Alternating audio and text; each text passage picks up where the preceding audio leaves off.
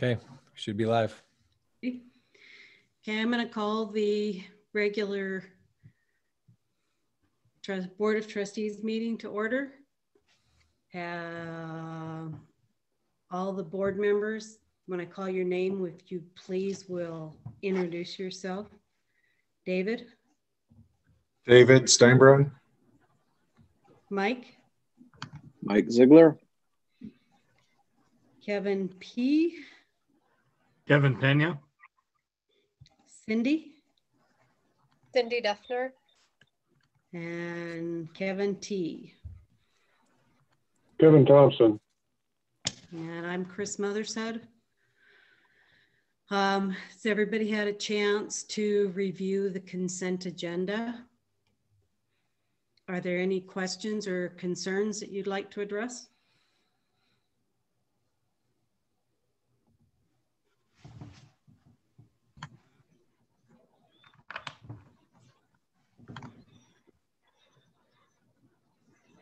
Nothing?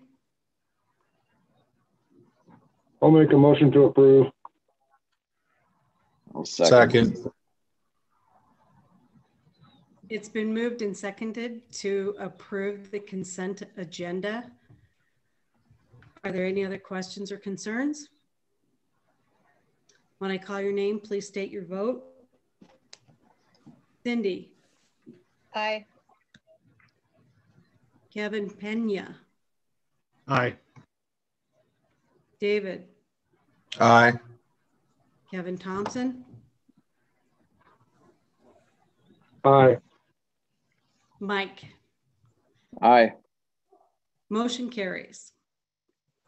I believe that we have a public comment. David's going to read it for us. Yeah, it's from Pat Mischel, 47 Road 61. It says, Dear Glendive Unified School Board trustees, many of you may know of the movement in the 2021 Montana legislative session to allow non-public students to participate in extracurricular activities. Senator Reger's bill, SB 72, allows participation in public school extracurricular activities while compensating the district 1/16 A and B for 6 weeks activities and 1/8 A and B for activities lasting longer than 18 weeks.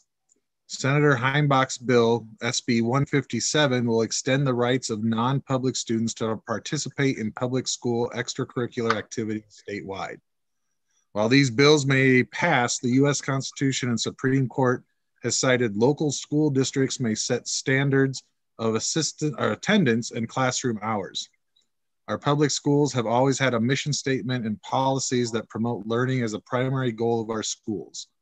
Extracurricular activities can be an extension of the classroom, but in my opinion, extracurricular activities must never be the sole function of the school district. If these bills pass, the Montana High School Association has rules in effect to limit the inter-school participation of member organization. Please take time to make your policies and wishing known, I'm assuming, to the MHSA. Please protect our public schools and students by maintaining classroom time and verifiable grade standards. Thank you, Pat Mischel, class of 1975. Thank you, David. And thank you, Mr. Mitchell. Do we have any board communication to address?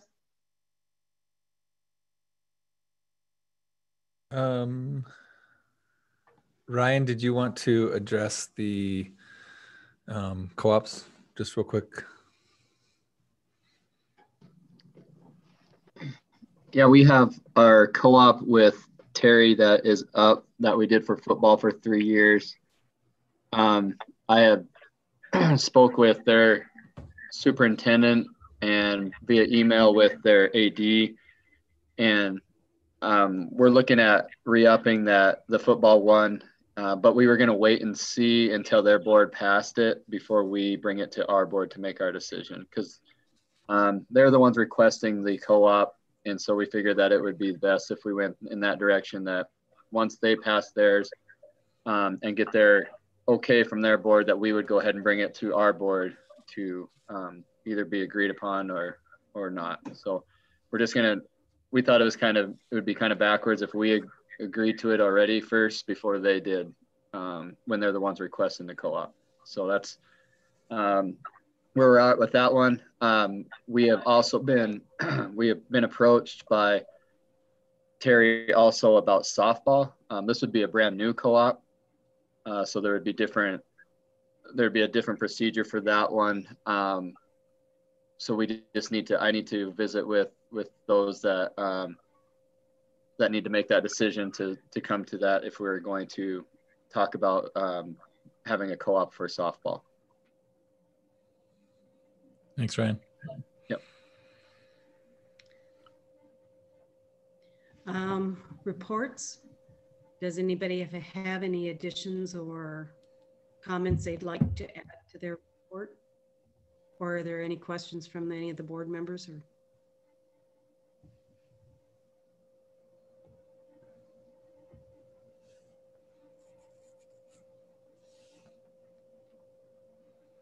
if not, we'll skip along. There's a reminder about the trustee filing timeline. I believe the date that you can have your paperwork in, is it next week or the week after?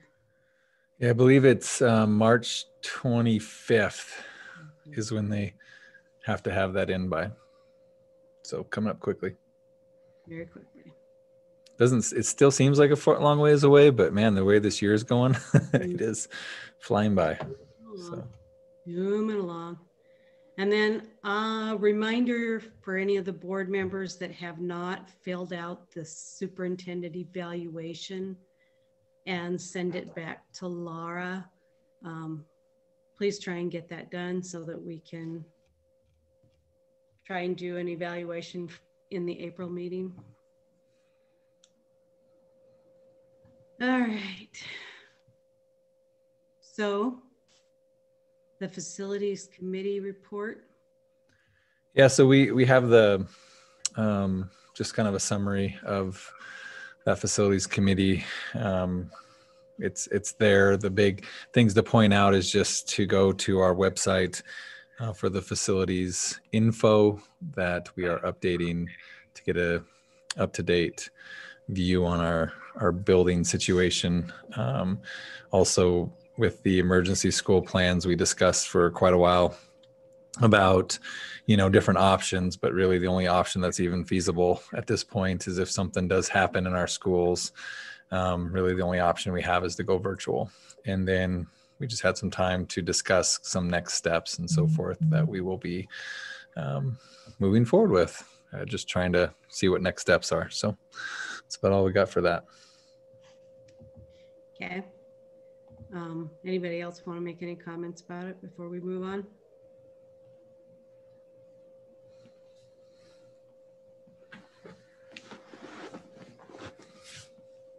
Okay. We were going to review policy 1905. And I believe that Mr. Schreibeis has asked the legal department to give us a new write-up on some of the concerns about not requiring masks for spectators during extracurricular activities. Yeah, so at the last special board meeting, I was tasked with talking with legal counsel about that policy and seeing if there was anything else we could do. So I needed to talk with the GEA, but then also legal counsel as to what the language stated in the MOA with the GEA, and if there is some wiggle room in terms of masks for after school activities and so forth. And so I did find out that the GEA is willing to work with us on what that looks like. the big thing is, if there is going to be a policy change, if the board decides to do a policy change, we'd still need to make sure that that is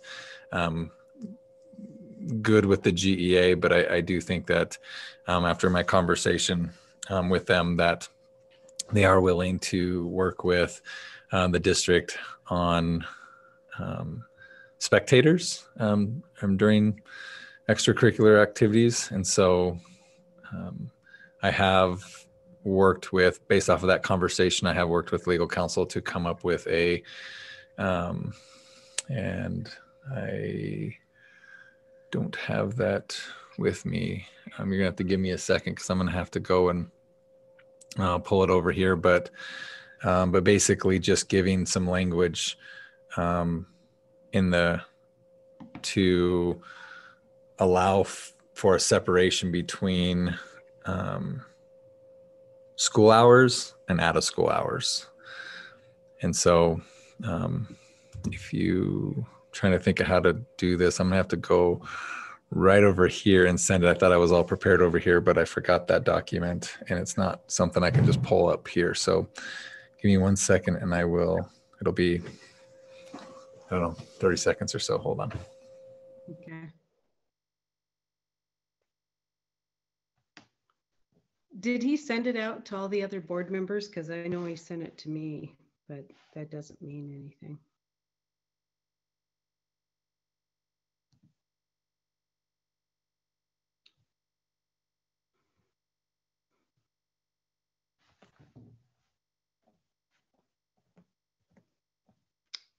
Okay, John, break out in song.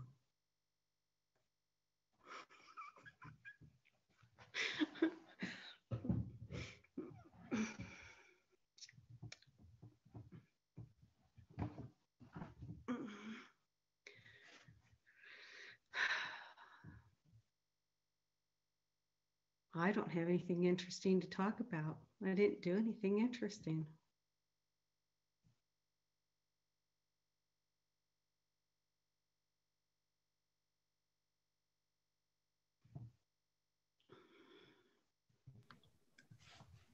We could talk about Laura. She's not here. Oh, that's right. We could talk about Laura because she's not here. What do you want to say? Mr. Strybeis, you muted yourself. Oh, sorry. I'm just finding it right now. So just give me 1 second.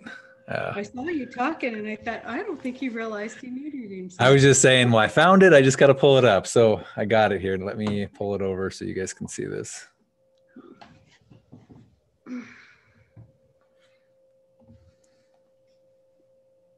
And this was just based off of our last board meeting and what I thought maybe, so this might not be where direction you guys were going. Everything here has stayed the same in our policy. It doesn't really deal with masks.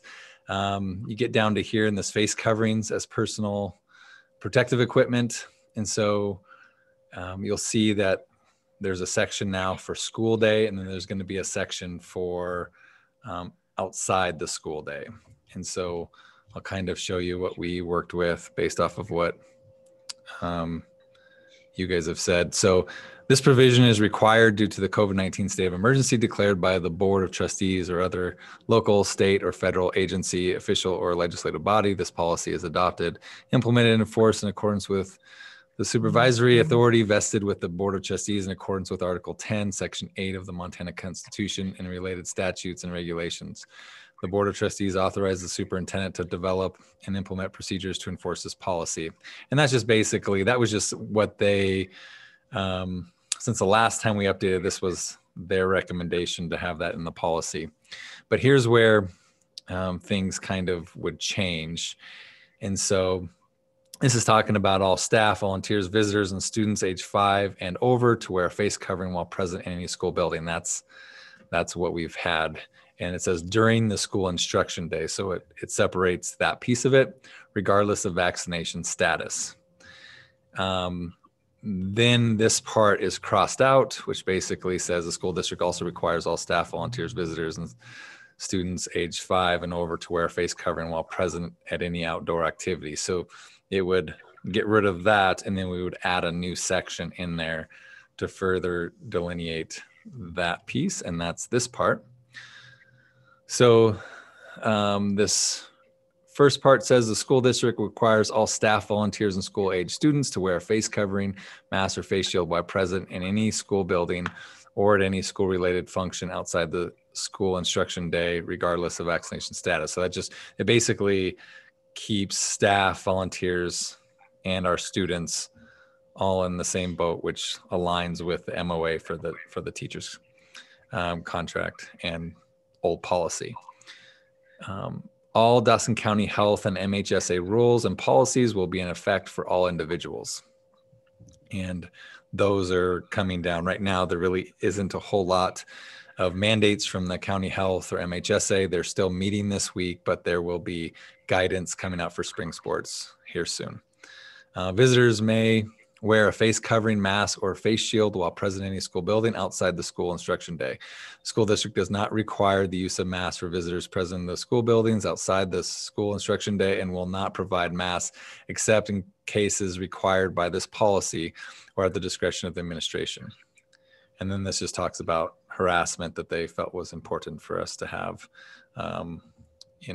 allegations of harassment of any person wearing or not wearing a face covering, mask, or face shield shall be promptly investigated in accordance with district policy. A student, staff member, or visitor who, after an investigation, is found to have engaged in behavior that violates district policy is subject to redirection or discipline. And so the big changes obviously is just, this part doesn't change. We've always had to do MHSA and Dawson County Health. Really, it's just visitors may wear a face covering if it's outside the school instruction day. So which would be extracurriculars and so forth. So now that we have spring sports coming, outside or even other events, that would be a change. This was, like I said, this was based off of the last special board meeting that we had that we discussed this, and your guys's what seemed to be the direction that we were going. So I don't know if I got it right or wrong on this. Definitely some comments, or is this kind of where you guys were wanting to go?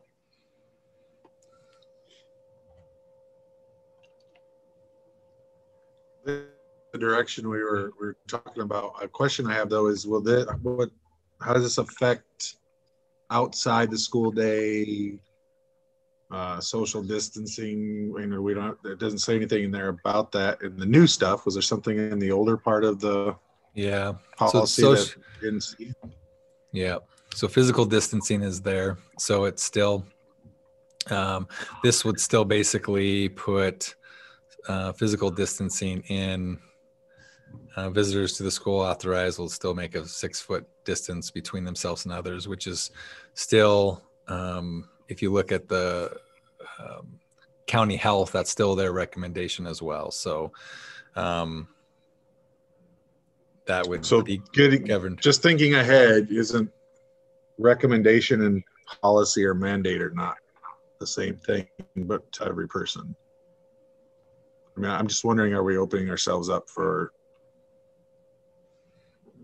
saying we're going to follow their recommendation is not following their policy? You see what I'm saying?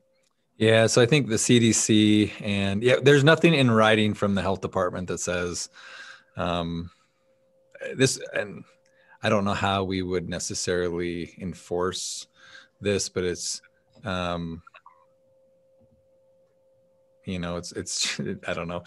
This is something that CDC, health department, I guess I don't really know what that looks like in an outdoor event. I know before with football, we were saying if you're 6 feet apart, you can remove your mask. Well, no longer, this policy would not be requiring anybody to wear a mask either way. So it would be more of a, let's try to stay 6 feet away type of a thing, if that's what you guys decide to do. And is the addition just for outdoor events? Well, it's outside the school day, so we could, if I remember right. Well, I'm just looking forward on our agenda. We're looking at LaDonna's school being there for using the school. I mean, is that considered, that's out of the school? day, and they're all going to be okay not being enforced to wear a mask, right? Well, that will be every, so that's good point, David, about facility requests. You guys are still going to be the ones with facility requests. So that could be still a requirement by you guys for our facility requests or not. I mean, that might be something that if you guys want to, basically what we've been doing is working with them based off of the policies that we have. And if the board was okay with not requiring them, then we could on the front end set that up in the plan before it comes to you guys. And so we would just need direction as to what direction you guys want to go with facilities requests. But ultimately, you guys will be able to decide that before their event. So like later in the action items will be LaDonna's dance will be up, and that will be something that you guys can decide there. But the other piece to that is what happens if we have an event inside. Is that going to be different than an outdoor event? Because most of the spring sports is outdoor, but maybe there's prom or even graduation, if that's going to be held inside, or there might be some other items, and maybe Spencer can jump in on some of the other activities that might be coming up, but that would be something to consider as to, are we going to delineate between outdoors and indoors? Because I believe this is just saying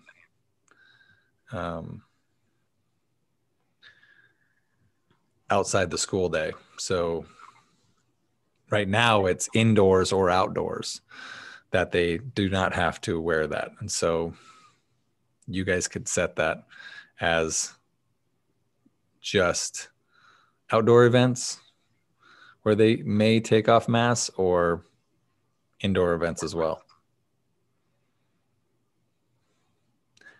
Even if it's an indoor event, the students are still required to wear them along with staff members,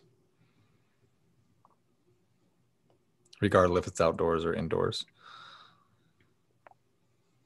And granted, if it's a sport, you have, where is it? If they're engaged in physical activity, they do not have to. So like basketball, they obviously didn't have to wear their masks when they were playing on the court and so forth. So that's still in there. So I have just a question on that physical activity. What's the threshold for physical activity? I see kids outside walking, say walking from the junior high to the high school for something. Is walking considered physical activity? Technically, I bet yes. In terms of this, I would say, it'd be probably more rigorous, like jogging or, something that they're going to be breathing hard. I mean, I guess if they're walking pretty quickly, briskly, I mean, that might be different. I know that's not the intent of it, No. But I think if they're going to be exerting any type of something more than normal walking, that would be different. I mean, walking from the high school to the middle school, that's pretty easy stuff. But if we're trying to get there in a hurry, that's a little different. And I guess where I'm getting at with this is, it's going to might be getting kind of warm here soon, to where if it gets 90 to 100 degrees, do we want kids outside walking around with masks on? I don't know. Yeah. And maybe that's something, and maybe, what we do is, because we can always hold off on this till April, but I think the extracurriculars are going to, and Ryan can correct me if I'm wrong, but I would assume that the spring sports are probably going to start before then. So I think that'd be a little too late, but it might be something that we revisit again, even in April, if you guys want to see how that goes. The big thing is going to be to try to get this changed the way that you guys generally want. And then we would talk with the GA just to make sure that this fits, and then make sure we have something in writing that this is the, we're good with this moving forward, and then we would have this thing implemented after that, once that's done. Would it, by speaking to him, did you ever get a sense that just say outdoors, masks not required? I mean, I kind of think the science is behind not needing masks outside, from what I've seen anyways. Or would that be a bit too far for them? I don't know. I can ask. I would probably guess and just say, because of the language, if it's on school property, all staff and students are to wear that. So I would assume, that would be something that they would want that for, unless physical activity or social distancing can happen. Because I know that they've been on walks before, and they've had some kids space to where they were able to not have the mask on. But it's something I definitely can talk to them about and see if that's something that they'd be willing to do as well. But no, I did not, we didn't talk about that piece, so I wouldn't guess as to where they would stand on that. Yeah. I guess where are the other board members at on this? Are you guys like this here? I guess for starters, is this a good starting point for everybody? Just, how this is written.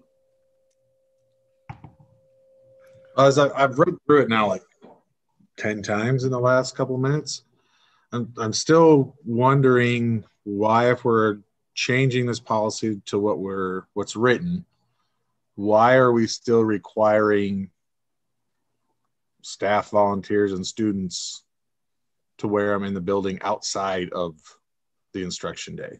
I mean, if we're going to allow the public to all come in to a basketball game and not have to wear masks, why are we requiring their children to do the same thing? You get what I'm saying? I mean, I can see staff and volunteers, possibly. Even then, I think it's a stretch if we're saying half of you do and half of you don't. It doesn't make sense in the idea of spreading. I mean, that goes against all mask science, when you can say one group can and one group can't.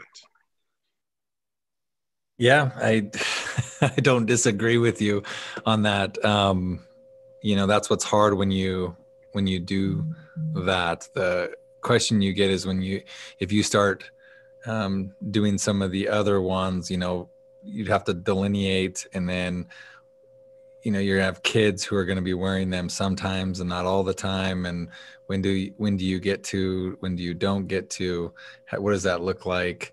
But I know that with, there are going to be, it goes back to what is in the contract. And at this point, and what I talk with legal counsel on this is that contract with the GEA is kind of governing all of this stuff. And right now it's everyone. And so how do you guys want to do this? What do we think that they would go for? Because staff is, one of the big things. Also, quarantines, we've got to think about that as well, as to what that looks like. So this policy that we're looking at has to go to the union as well before it could become policy. Well, you guys can, it's kind of like we talked about last time. If no, you guys can set any policy that you want to, but if this policy does not match up with the contract that we already have, and it goes against that contract, then a grievance will be filed, and there's a good chance that we would lose that grievance. So is this in any way going against that contract? It does. This absolutely goes against it, but they have agreed to work on it, and that's the reason why we would have to go to the GEA to make sure that they are good as to this piece. And so after talking with you guys, after talking with the GEA, this was, and then I went to legal counsel and asked to help draft this thing to come back.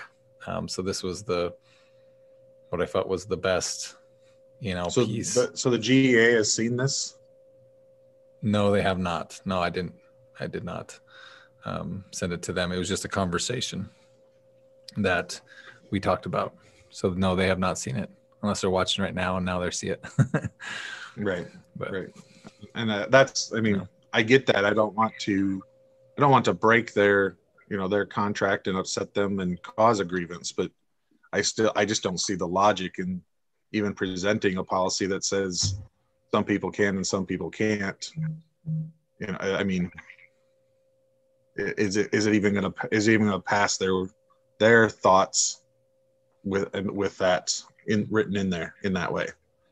I would be rather let's go all one way or let's go all the other way. This seems to be like let's sit on the fence and hope somebody pushes us one way or the other. So we've already, this isn't anything different. If you remember back to football or any of our sports, when we allowed people to take off their face coverings, if they were 6 feet away, students had to always wear their face coverings. Same thing with staff. So that piece isn't really different than what we've already done this year.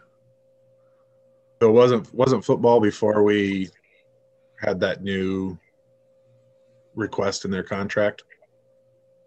Nope. Fence football, we haven't had that option or availability, have we?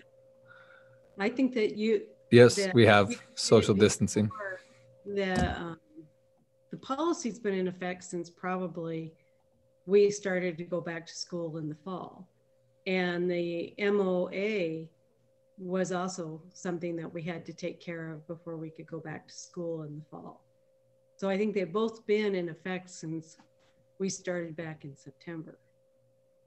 Yeah, when social distancing is allowed to be maintained, inside was different, right? If you remember, inside events masks were mandatory, but except for events, but like even in the classroom, that was why we were in the hybrid. So, all of this stuff has been in effect. So I don't see it being any different, except the only difference is going to be is that, obviously the spectators would be allowed to do it or not, just like they did in football when they were 6 feet apart. So this time it just doesn't stipulate the 6 feet apart.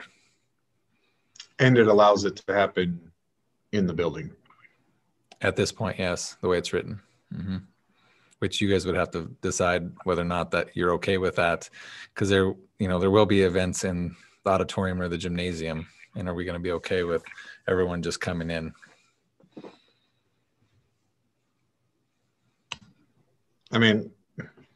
You asked Mike, so I'm giving you what I feel. I do feel like I'd rather us present a policy that's, not going to make everybody wear a mask, and present it to them that way, and still let them, see if it's what they want to change to it and send it back to us. I know that's pushing it around and taking a longer time, but I just can't consciously look at that and say, I get it in football because we were outside, but now you're saying you can do it inside and you don't have to wear a mask, and some people do have to wear a mask.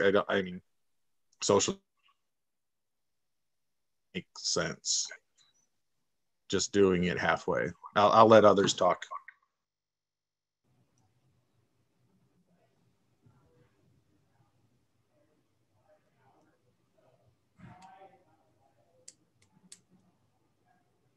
Somebody else gonna talk?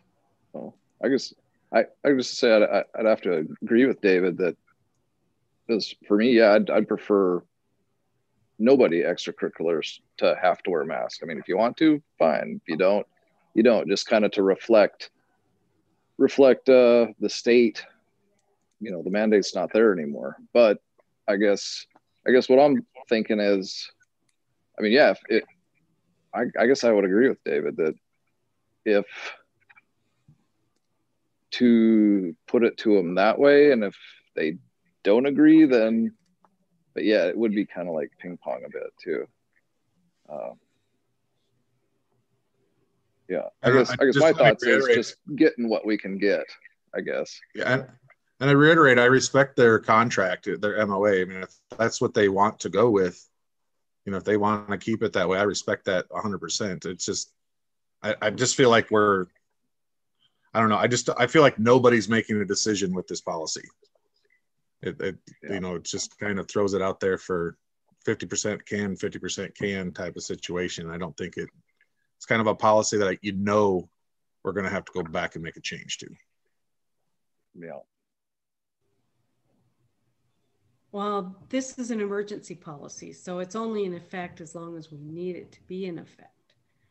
And I said, and I think we have 10 weeks of school left. Most all of the extracurricular activities, sports activities that occur inside are mostly completed.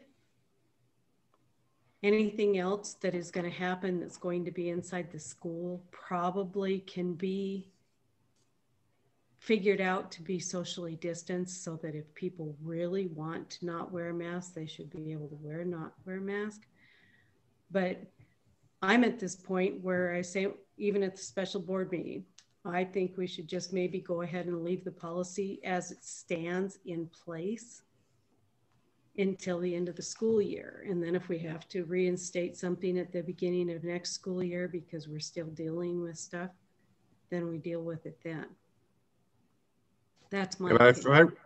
I would rather do that, Chris, than what we're talking about. But I think of when we talked about this, one of the questions that came up was, does their MOA require us to make outside groups, in this case outside school day, do we have to require them to wear masks as well?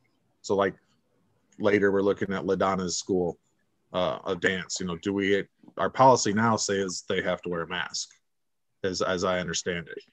Would we, but does the MOA say they have to wear masks? Yes. Okay. And legal counsel said yes.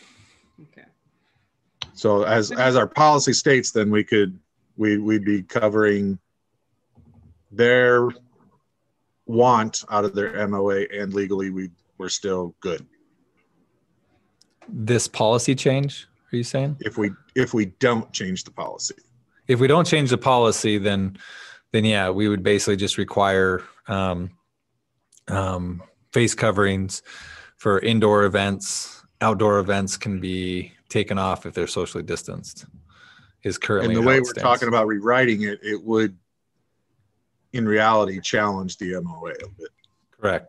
Correct. Which they said they're willing to work with us on this, but with staffs and school. I mean, to me, I see the delineation between school employees and students versus people who are not, and that's kind of really what this does, is saying, hey, if you aren't a school employee student, then you can choose to or not, which I know that's what you're talking about. But Okay, so I have a question, because David keeps talking about LaDonna's school, but that's not necessarily a school function, correct?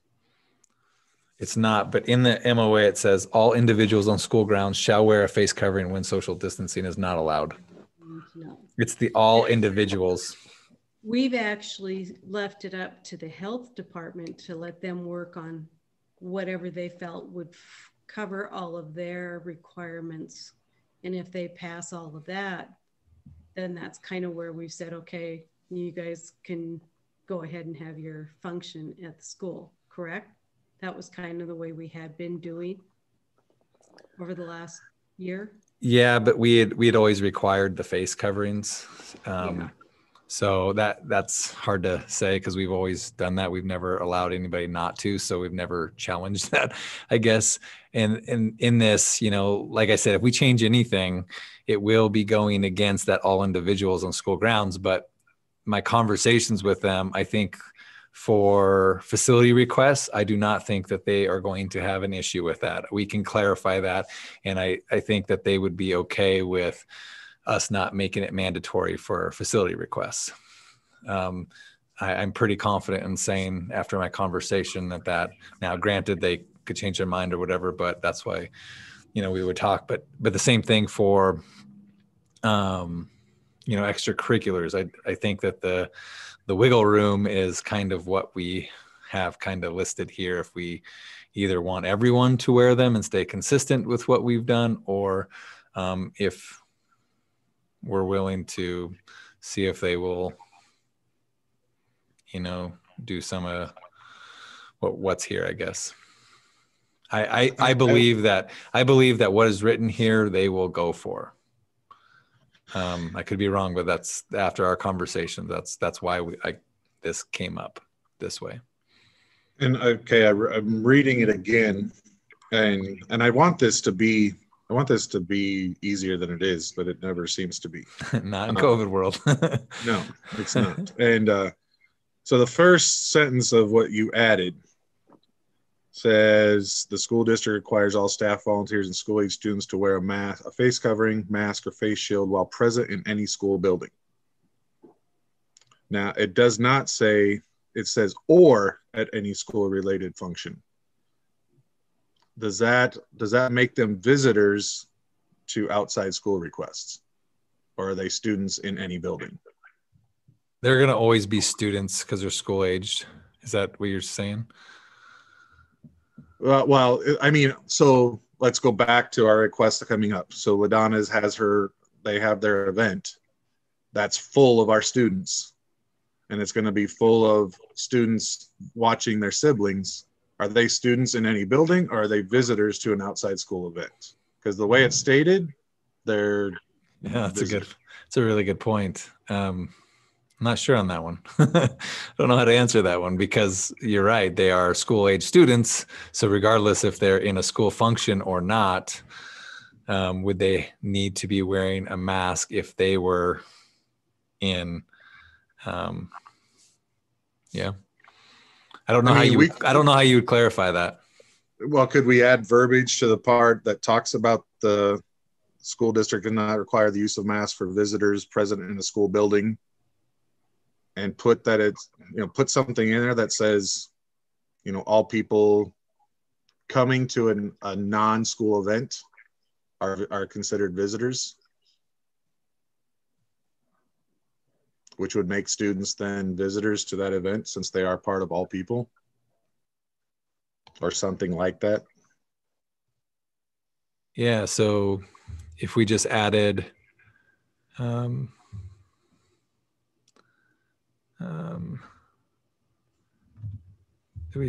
you want to say staff, volunteers, and school-age students who are going to a outside school event are considered visitors? Is that what something along that line? Hold on. It'd probably go after that line though about the Dawson County health rules. After that one? I think because put it between Dawson, individuals and visitors, right there. Okay.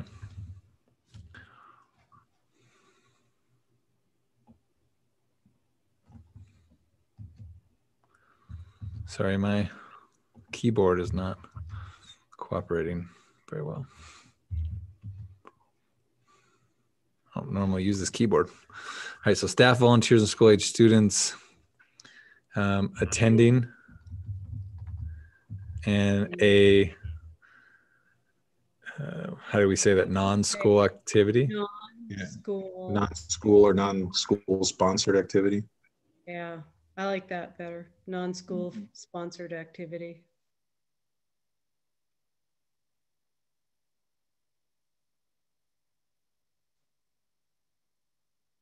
I mean, I don't think they would mince words anyway, but this at least covers the situation.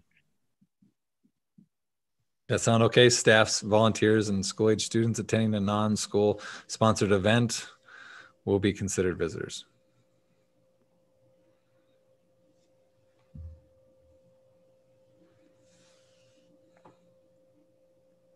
I like it better. Yep. Yeah, that makes sense. So the first sentence will just really be governing school-related activities. And I So- think that's in the spirit of Chris's idea of not changing the old policy, but basically seeing if we put it out there, will they allow us to do something more? Yep.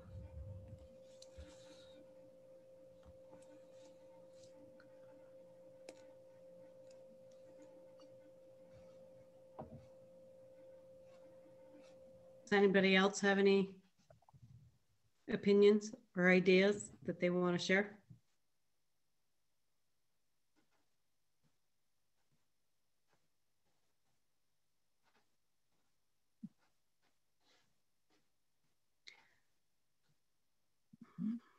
Well, So do we want to have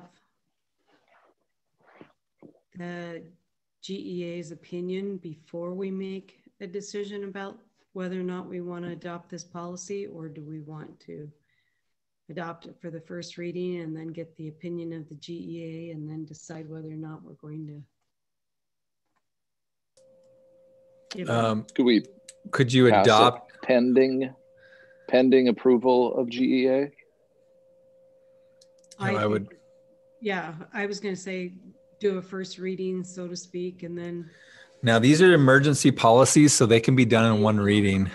So what you could do is just do what you guys are saying is approve this with the approval, and how that will work is we'll get that in writing and with the GEA clarifying this in the MOA. And that could be something that you give me permission to sign for the district and have them sign it. So it'll go into effect, and then we'll be able to go into effect once we sign that. And we have some time because we don't have any events. So if we can get that done in the next couple of weeks, I think would be appropriate. If that's what the board wants to do. So now we know that you need to make a motion that says we approve it as it's written now, pending the agreement of the GEA to the verbiage that is here. Hint, I'll make a motion. Motion to approve this amendment to the MOA per approval of GEA. Does that sound right? Yeah. Close enough. Okay. Yeah. Approve the policy based off of the amendment or approval of the GEA. Yeah. Yeah. Okay. Do I have a second? I'll second it. It's been moved and seconded to approve the changes to the policy pending a agreement with the GEA. Are there any other comments or questions or concerns? When I call your name, please state your vote. Cindy? Aye. Kevin Thompson? Aye. Kevin Pena? Aye. Mike? Aye. David? Aye. Motion carries. Yay. Okay. Discussion of the kindergarten model. All right. So let me get this set up real quickly. You see that okay? I can. All right. So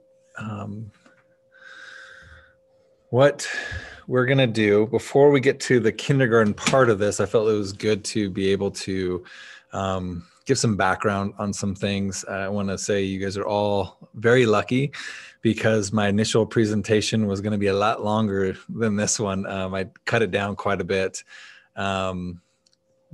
because I decided that it'd probably be best to do this next month. So on the April board meeting, I'm going to be doing a little bit more on the topic of education, where we really need to go as a district and why we need to do that and what we need to look at. But so I've pared it down quite a bit just to kind of give some highlights.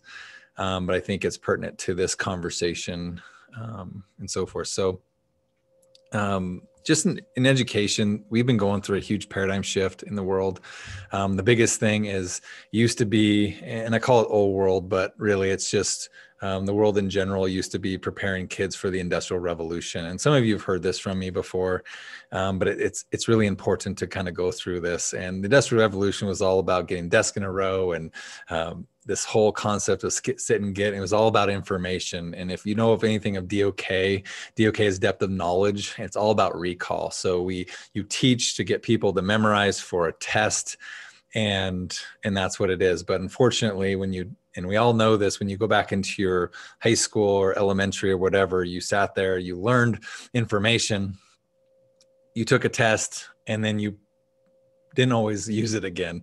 And so you forgot. And so then they had to teach you over again. And so then you would do the same thing and you'd forget it and so forth. And that's kind of the structure is how it was. And so what that ended up doing was then it made it so that there was a lot of teaching to the test. And so this is kind of the same structure that we have nowadays in education still, but we are no longer in the Industrial Revolution, and things really do need to shift. We are in the technology age, and in our district, COVID has propelled us forward, catapulted us forward, probably is a better way of saying it, in terms of technology and trying to be prepared for this. And we've been in this for quite a while now, but education is pretty far behind the times and how we prepare our kids for this. In the world, we have greater amount of diversity. And so that causes its own set of issues that we have to try to deal with. It really needs to be about a holistic approach to learning. It's not just about academics, it's the whole child. And how do we deal with social, emotional, fitness, skill sets? I mean, there's just a lot in that piece of it. But getting our kids to understand how to collaborate, to connect with other people and be creative is going to be skills that they are going to need for the rest of their lives. When you see that jobs, we don't even know what the jobs are going to be in 5 years because things are changing so quickly. COVID has even accelerated that even more. And so it's really important that we teach kids skill sets and different things, not necessarily some of the areas that we've been focusing on, but because kids are going to be competing against people all over the world. The world is truly flat. Bangladesh, India, people are competing against them. People that they would never have competed against before, it's here. I mean, when you can put on a VR headset and you can sit down and watch a movie with your friends who also have VR headsets, and you're doing that in real time, the world is now flat. Things are different than they used to be. COVID has made it to where now virtual is the way to go. And so someone could be sitting in Glendive, Montana and have a job in Texas. I mean, things are a little bit different than they used to be, but then you look at who they're going to be competing against. They're going to be competing against not only humans from across the world, but they're going to be competing against artificial intelligence, robotics, virtual reality, augmented reality. I mean, the list goes on as to how quickly technology is increasing, and we really need to get on the ball. But some other things that we need to do a better job of, I believe, is really looking at brain research and developmental research as to how we better prepare our kids for this new world that we've been living in for quite a while. And so, that some of the ways to do that is when you look at research, it's that play-based research, it's project-based learning. Those are the ways that we really need to be focused on. And so, again, I'm just kind of giving you some highlights here that we're going to go dive into a little bit more next month. But these are some of the frustrations that we have with where we're at. We've talked about a little bit about brain research, developmental research, and we're just not, the system is not set up to really be able to do that. And so we really need to dive into that a little bit. How do we do this? Standards keep getting pushed down and down and down. So kindergarten now is, we try to get them to read by Christmas time, But when you look at brain research and developmental research, this is not the best for kids. There's a thing called an achievement gap, and this thing has been widening and widening. There's many reasons for that, and we'll get into next month a little bit more, but it's a frustration when you start looking at standards and how we look at standards and curriculum. It's pretty crazy how far we've pushed things down. One example, and some of you might have heard this from me, but when I was principal at Jefferson, I sat in a kindergarten classroom doing an observation, and I was watching the teacher do an amazing lesson on three-dimensional shapes.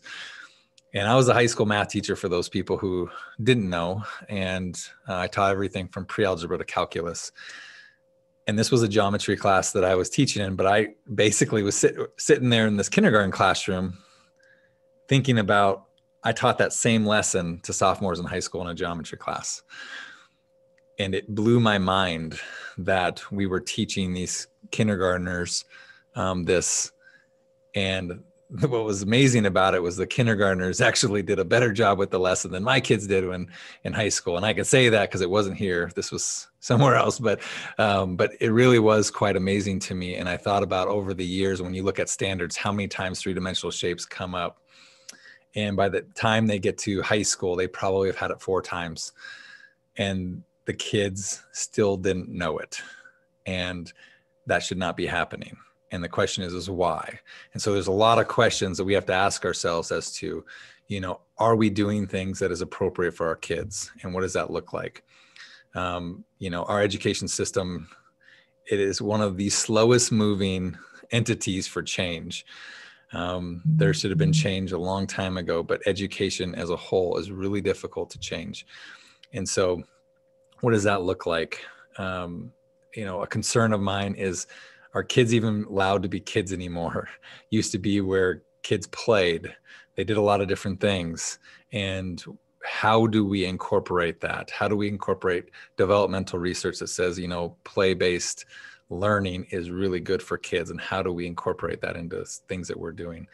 I've said this many times before. When I was the principal at Jefferson, we really tried to, we were seeing these achievement gaps getting wider and wider. And we knew that it's better for kids to start later. The compulsory age in Montana is 7. But yet we have, kids start earlier and earlier, which is fine. There is a law that states that they can start, but they can't start earlier than their birthday they have to be 5 years old by September 10th. So we actually have 4-year-olds start kindergarten. And some kids are ready academically for that. It's the social piece that's really difficult. And, some kids are an anomaly, and they do really well with that. They started really young, and they do. But overall, it is not the best course of action. I've talked to parents over the years, and daycare drives a lot of some decisions on that, and sometimes it doesn't. But I always tell parents all the time, the later you can start your kid, the better. And I will always maintain that. I do not let my kids start until they're 6 years old.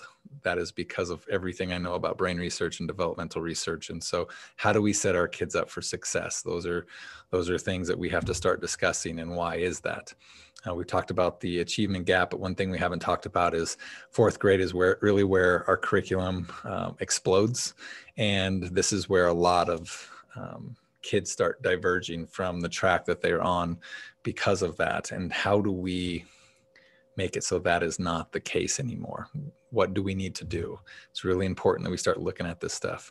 I'm a big believer in structure influences behavior. So the structure that we create is going to influence the behavior. We need to make sure that how we structure school is going to set our students up for success. And so research is going to be a really big deal moving forward, and how we structure stuff moving in and getting kids where they need to be. So COVID it's kind of interesting. As hard as COVID's been, it's really created a great opportunity for lots of different things. It's shown us how to do things differently. It's really forced our hand in certain things that we never would have changed on for many years. that we had to do. And we are struggling through that as just like everyone else is, trying to do the best that we can in the situation. And we're going to keep getting better every single time. But it has created some opportunities of red tape that's always been in there to take care of the structure of how education is being delivered in schools. And so it's allowed some freedoms that we can take advantage of to really do a better job with looking at research, brain research, developmental research, and putting those in practice. If you've ever looked into Finland, Finland has a great education system. They're always one of the top, education systems in the world. I encourage you guys to look into that a little bit. Yes, they are different than we are. I will definitely admit that, but they do a lot of what they've done is they really have taken that brain research and developmental research, put it in there. And I think people would be really surprised as to what their school system looks like and how are they getting these results. And it's just because they're taking that into account. Do they have to adjust every year and so forth, just like everyone else? Absolutely. And so there's been some opportunities that I feel like we need to take advantage of, and we really need to understand what this thing looks like moving forward. And so some things I want to leave you before we get into the kindergarten presentation, just to think about. Times are different. And so when times are different, that means we need to do something different. The definition of insanity is doing the same thing over and over, expecting a different result. And because the world's changed, our school system needs to change. And just because it's been done this way doesn't mean that's how it is. That's not transformational. That's not preparing kids for what they are going to come about. We've had this question asked to us, what is excellence in education? I think that's a great question to be asking right now, and one that we need to be answering and do some work on, which we're going to. And what does this mean? We need to know what that means. How do we change what we're doing to help prepare students for their future? Not our future, not what we thought the future was going to be, but truly what the future is going to look like. That's really important that we be looking at this. How do we think differently? It's going to take everyone, not only our staff, board members, parents, but also our community to really see what does this look like? How do we think differently, think outside the box to really prepare our students for what they're going to be walking into. There's a big, everyone always says early intervention's the best. And I always say, what does that mean? What does that look like? What does early intervention mean? Does that mean that we need to be pushing standards down, or does that mean we need to be teaching kids how to learn earlier? There's a big difference. One is we're going to make them sit and get information and try to cram information down them, or we're going to actually teach them how to learn, which is skill sets they're going to need to go. Because when they compete against artificial intelligence, recall is not going to help them. They'll be able to take their phone just like now and say 2 words, and the phone's going to pop up and they're going to be able to speak what they want to know, and it's going to pop up for them. Recall is no longer something that is the most important. You need recall in order to go higher level in your skills, but it's not what our school system should be based off of. And so we need to look at what that means. We need to teach them how to learn. We need to do it through play, projects, so forth. And then, moving forward, and I've said this, we need to be looking at this. And in December, I believe it was, we looked at our strategic plan. We said that we're going to revisit this in the spring. I think this is a perfect opportunity to get together and really start looking at our strategic plan. I'm not saying it's going to necessarily happen in the spring. There's some things that we need to get in place first, which is going to be the next bullet. But we need to look at our strategic plan and say, we need to look at all this stuff and say, what are we going to do? What does this thing look like? And get all stakeholders involved in this. And it's really, data should be driving everything that we do.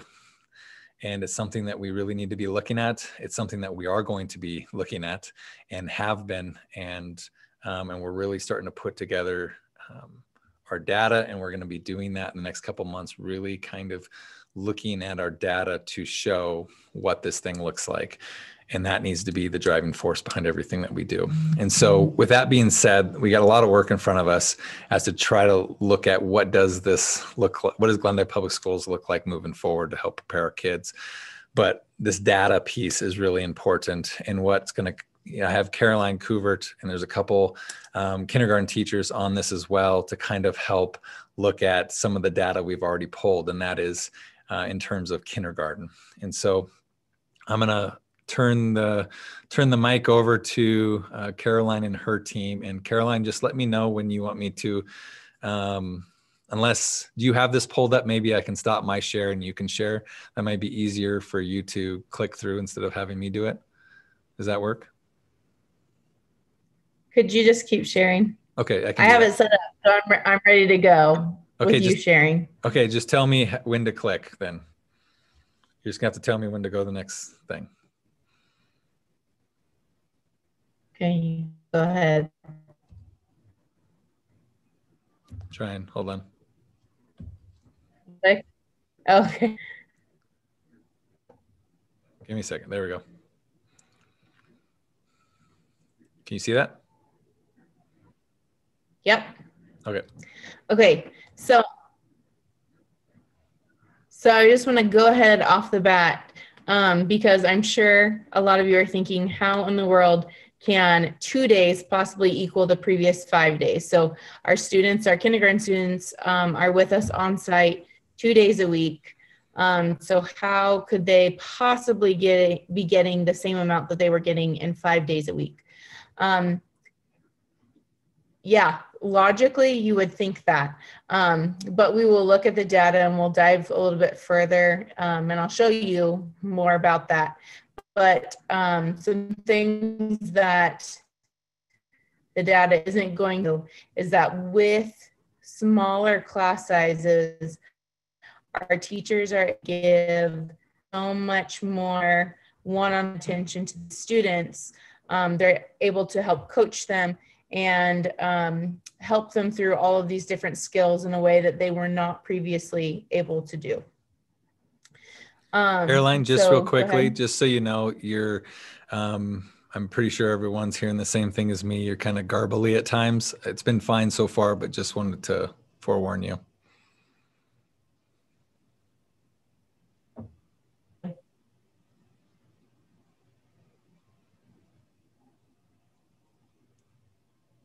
Now, I don't know if we have her.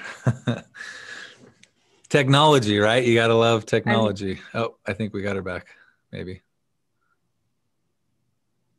Can you guys hear me? I can hear you now. Okay, can you go on to the next point?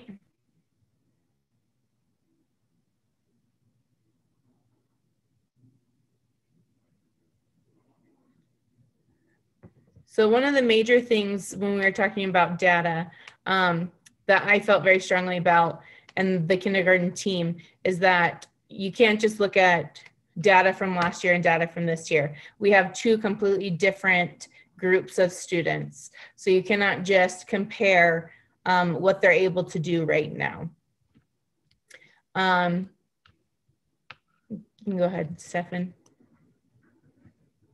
So we have different students, and then we have a different number of IEPs in these groups of students.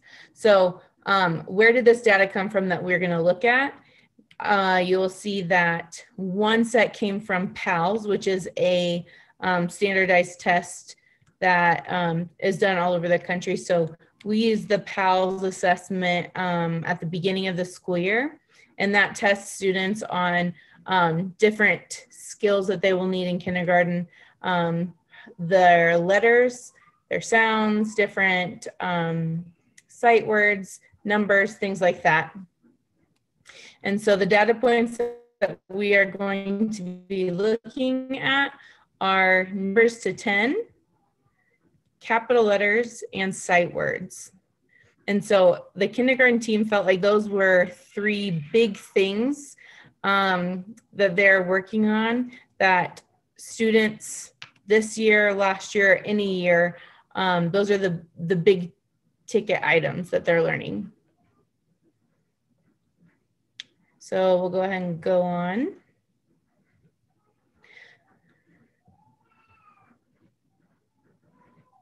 So here is a graph of numbers to 10.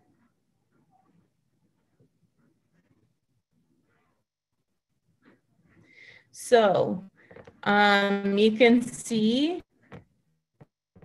on the far, the blue is our students from last year, 2019 to 2020.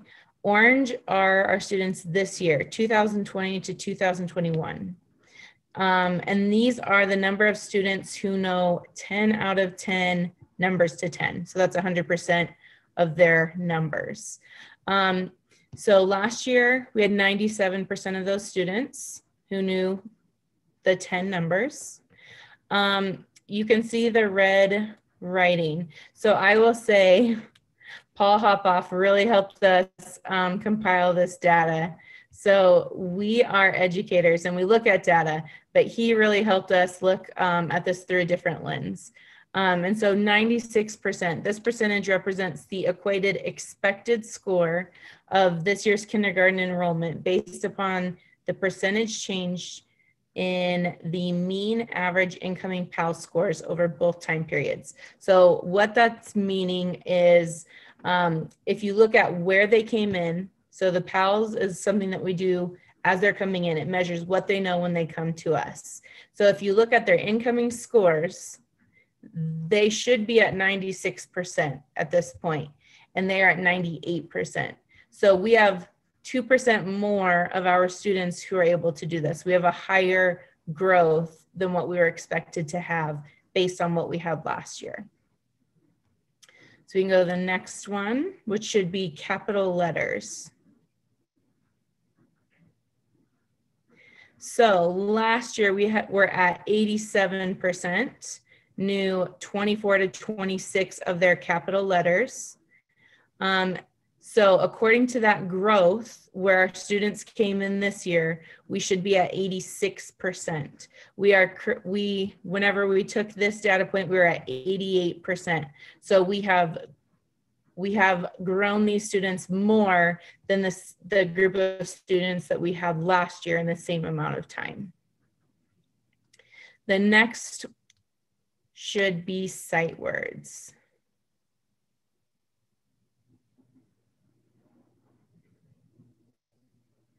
So last year, our students were at 63% that knew 13 sight words.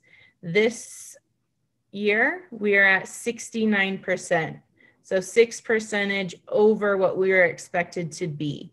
And so I will say our kindergarten teachers, when I have met with my team this year, we've met many, many times, and they kept saying, our students are doing great academically. They're doing what they need to do.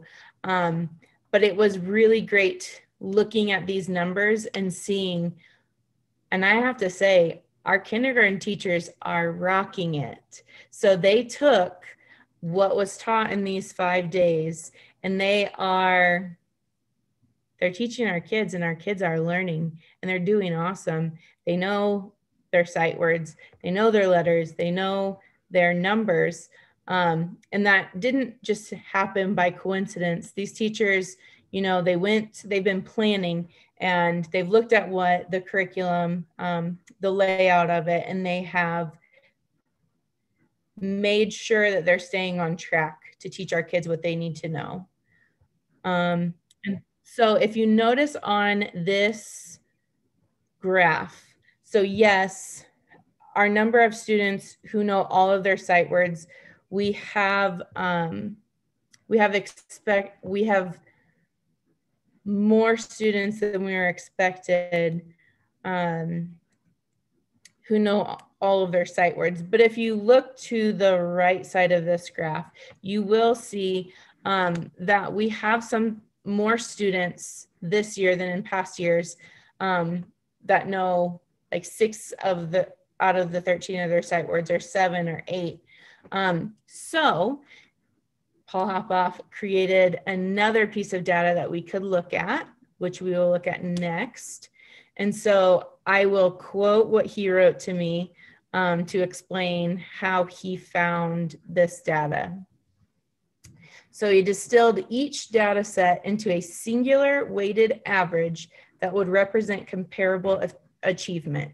So in essence, he found a way to capture both sides of this graph, not just our kids who were really high achieving.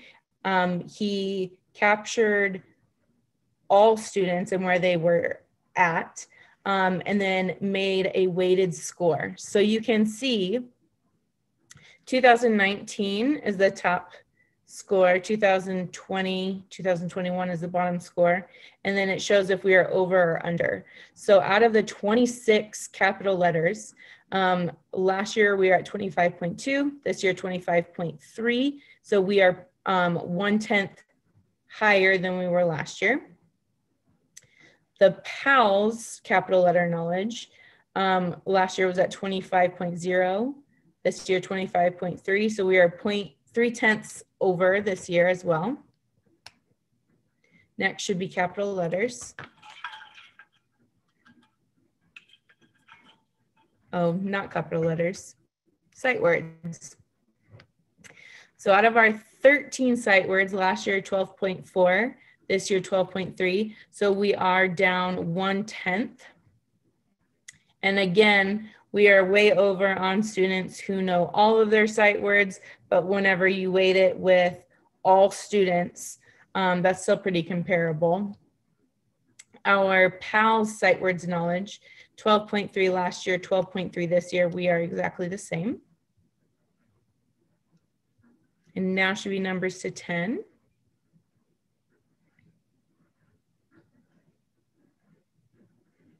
Last year 9.9, this year 10.0. We are 1/10 higher this year. And then last year for PALS 9.9, 10.0 this year, 1/10 higher currently.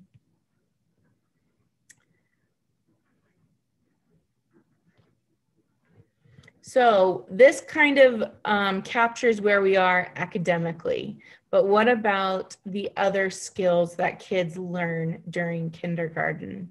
And actually, our kids are doing really, really well in these other skills. Social, emotional, behavioral. We've had significantly less behaviors this year because there are smaller class sizes and teachers are able to handle those behaviors in the classroom. And we're seeing stronger relationships between students, which is amazing. So the history of kindergarten, I want to just touch on this briefly. If you can keep going, Steph. So kindergarten actually means children's garden. And this was something that was created first in Germany. And it was in the 1800s, early 1800s, when the first kindergarten class was created. And it was a way to transition kids to be ready for school. It focused on social development and was not at all focused on academics. This was a time for kids to play, for kids to build relationships, to explore. This was not a sit and get form of education by any means. And then in the 80s and 90s, 1990, we shifted more towards an academic focus.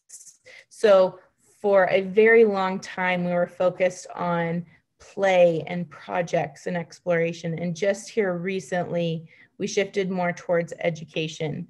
And so when we think about what is appropriate and best for kids, we think, you know, starting earlier has to be better. But what this data is showing us is that we don't necessarily need all of this time. Yes, it's important. And there are definitely things that we have had to prioritize this year, that these kindergarten teachers have had to prioritize with these students. But it kind of challenges the way that we've been doing things a little bit. And this data definitely supports that these students are getting what they need. And definitely for the rest of this school year, we're on the right track for these kids, and they are going to finish kindergarten without huge holes. They're going to be very successful.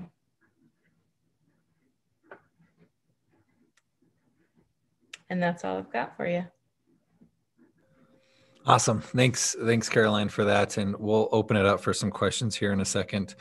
Some other pieces to this. I think I remember you saying, Caroline, that the growth this year for students was more so than the growth last year for students, and that's kind of what you kind of were explaining in this. And that's correct? Yes. So, and this was pre-COVID last year. So it's up until the same point in time. So these common assessments that we're doing are at the end of the quarter. So these kindergarten teachers are giving these assessments before they do grade cards. So it was from the beginning of the year till the same point in time. And the kids this year grew more.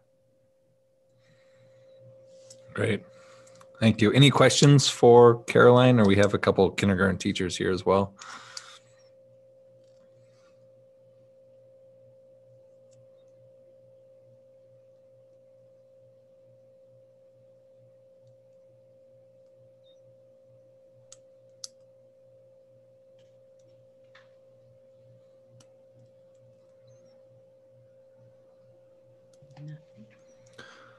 Okay, well, I tried to give as much wait time as I possibly could. So it's a skill. It's really difficult to sit there quietly, but if you do, please reach out to them. I really encourage all parents, and this is not only in kindergarten, but in any grade level, to make sure that they are, if you have concerns about your student, please call your teachers, your students' teachers, to ask about that, to look at the data for your kid. How does it compare? Are they prepared? Where are they at?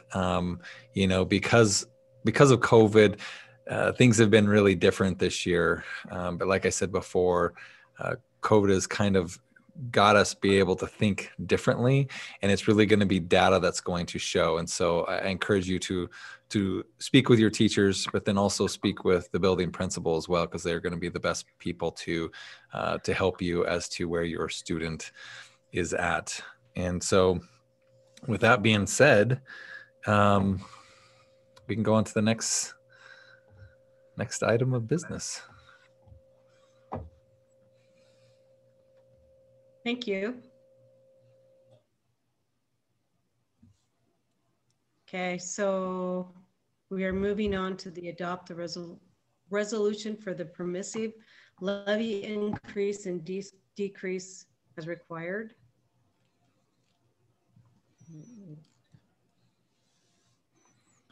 Yep, and so as you guys can see, at this time we are not expecting any increase or decrease in our levies, permissive levies that we have. So we just have to adopt that, and then publish it in the paper by law by the 31st, I believe. And so that's what's in there. If you, on my board report, there's a link to a document that kind of lays out a little bit more in detail this stuff as well, but for both A and B. So.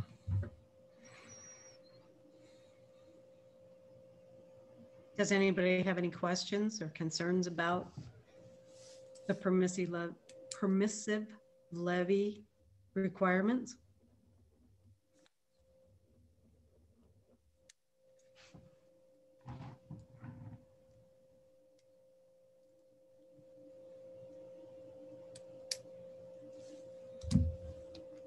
Because I believe Anne's here, so if you have some concerns.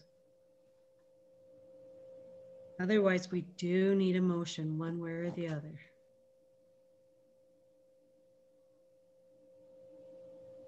I'd move we accept it as presented. I'll second. Nice. It's been moved and seconded to adopt the resolution for permissive levy increase/decrease and authorize Anne to adjust amounts if needed. Are there any other questions or concerns? When I call your name, please state your vote. Mike. Aye. Cindy. Aye. David. Aye. Kevin Pena. Aye. Kevin Thompson. Aye. Motion carries. Set the levy amount. Yeah, so every year we have to, the levies that are there, and if you look in this document, it's not, they're not set by us. It's a formula that we, and, you know, runs through with the information that we get from the state, and it tells us what the levy amounts can be to go to the voters with. Now, these are voted levies. Basically what this does is it allows us to go to the voters. We ask for their support, which allows us to get back up to the budget that we were at the year before. And so they say that is budget authority.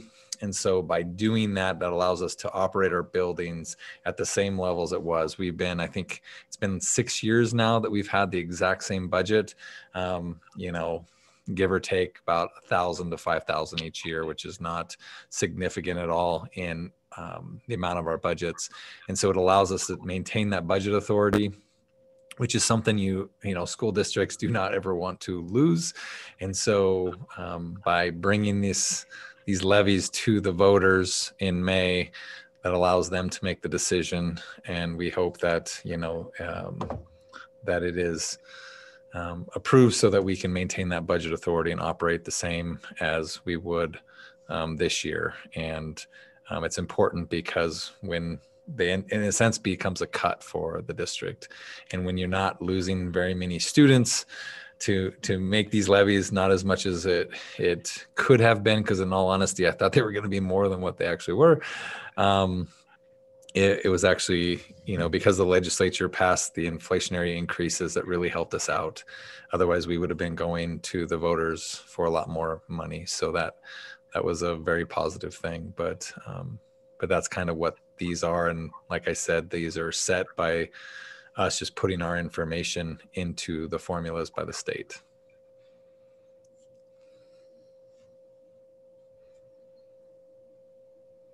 Anybody have any questions or comments or motion? I apologize. It's getting late. Make a motion to pass the set levy amount. Do you want to do it for both the high school and the elementary? Yes, for both the high school and elementary. I'll second. It's been moved and seconded to set the elementary budget. Do I have to read all that? No, we can, if you just state it that way, we can put it in the minutes that way. As stated in the amounts that you and Ann provided us. Yep. Hey, that worked, didn't it? That works. Is there any more discussion or questions? When I call your name, please state your vote. Kevin Thompson.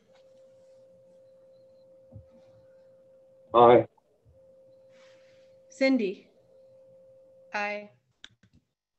Kevin Pena. Aye. Mike. Aye. David. Aye. Oh, I almost thought we lost him there. All right, motion carries. And we have LaDonna's School of Dance facility request. Yep. So we've been down this road before. It was worked on with Rhett and LaDonna School of Dance. And so if you guys have any questions, you can ask Rhett, or approve or not approve, I guess.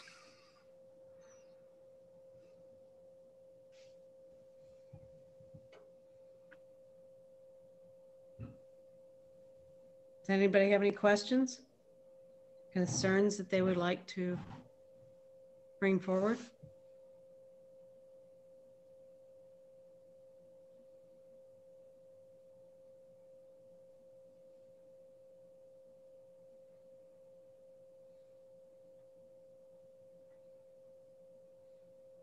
If not, we either need to decide to not let them do it or decide to let them do it.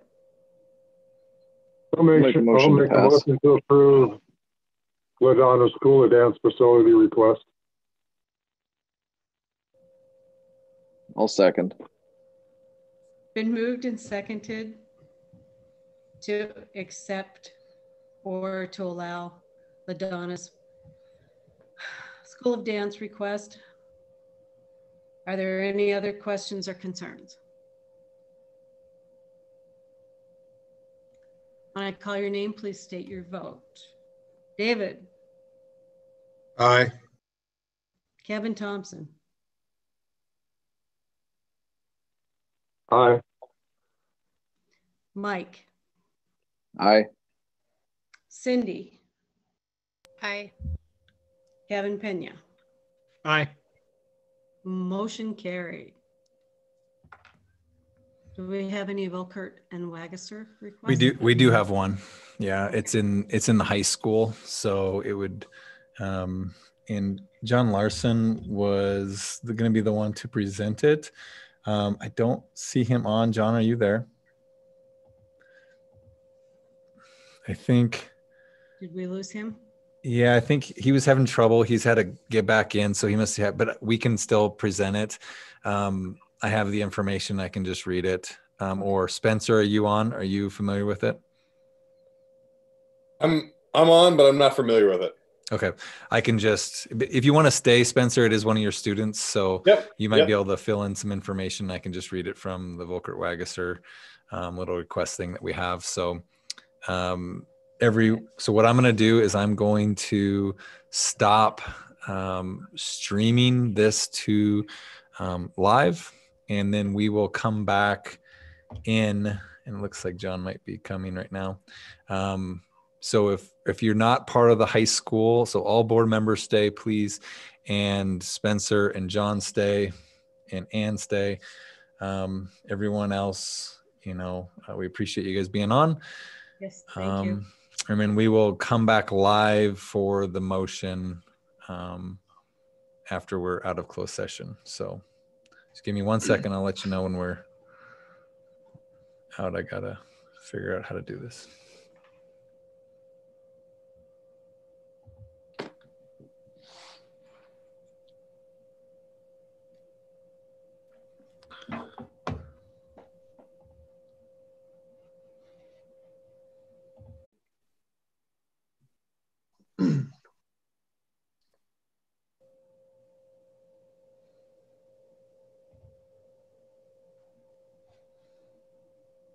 All right, looks like we're good. Okay, we're going to call the meeting back to order after our Volkert and Wagasser section. Somebody want to make a motion? I'll make a motion to approve the Volkert and Wagasser request. I'll second. It's been moved and seconded to approve the Volkert, must be late at night. Volkert. Volkert and Wagasser. Yeah. Wagasser request. When I call your name, please state your vote. Kevin Pena. Aye. Cindy. Aye. Mike. Aye. Kevin Thompson. Aye. David. David. Aye. Motion carries. As far as I know, we won't have another meeting until April unless something else comes up. Anything else? Since I don't see the Nothing agenda. here. Well, thank you guys all for joining in. Thank you. Have a good night.